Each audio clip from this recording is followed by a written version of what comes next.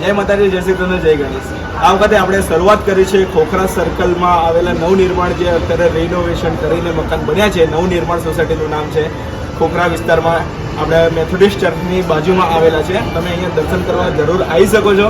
અને આપણે અહીંયા આવીને જાણીશું, આમની જે મેઇન માણસ છે એમને જાણીશું કે કઈ રીતની થીમ બનાવી છે, કઈ રીતના ગણપતિ લાવ્યા છે. બોલો સર.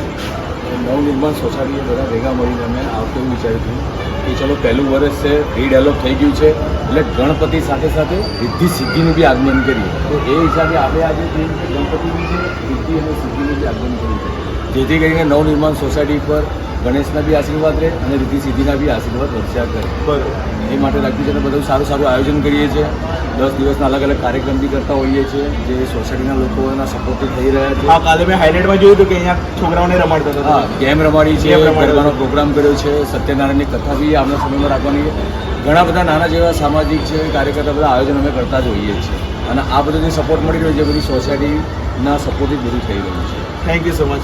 એમને જણાવ્યા પ્રમાણે આજે ગણપતિનો બીજો દિવસ છે. હજુ તમારી જોડે 8 દિવસ બાકી છે.